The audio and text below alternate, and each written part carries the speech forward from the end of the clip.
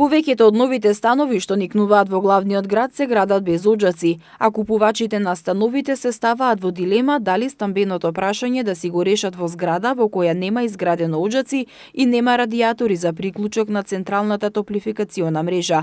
Во овој тип станови решението за затоплување е сопственикот на станот да постави сопствено парно грејење или со клима уред, а со оглед на тоа што вакви стамбени згради се градат многу често, со ваков проблем се соочуваат или ќе се соочат купувачите на половина од новите станови во Скопје.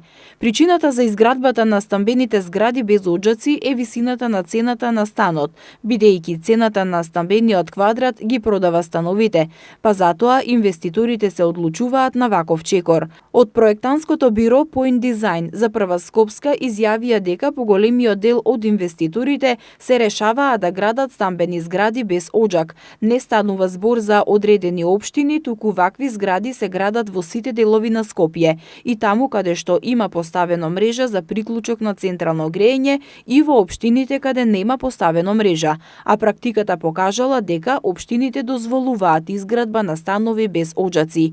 Од страна на инвеститорите не им е исплатливо на новите згради да поставуваат радиатори за централно грејење. Тие велат дека освен што поскапува градбата со поставувањето на систем во зградата, туку проблемот е и во тоа што секоја зграда не е блиску до градската топловодна мрежа, па потребни се дополнителни дозволи и прекопувања, што представува дополнителен трошок и поради тоа ја зголемува и цената на градењето.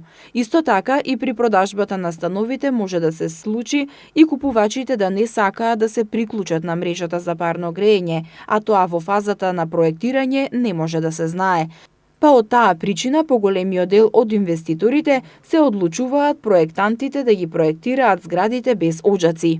За волја на вистината, при купувањето стан, купувачите ги привлекува пониската цена за метар квадратен, но понатаму се трошат финансиски средства за грејење на струја, а некои од купувачите на станови го поставуваат прашањето што ќе се случи доколку настане прекин во напојувањето со електрична енергија по долг временски период од денот во зимските месеци.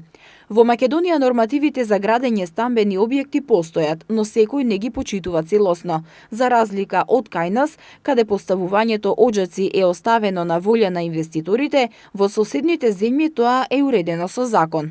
Таму не се поставува прашањето дали во зградата има или нема оџаци, туку истата не се дозволува да биде изградена, бидејќи инвеститорот нема да добие дозвола за градба, ако оџаците не се предвидени во проектот. Сепак на крајот изборот останува на купувачите, дали ќе потрошат некој денар повеќе за метар квадратен или ќе си го решат сами стамбеното затоплување.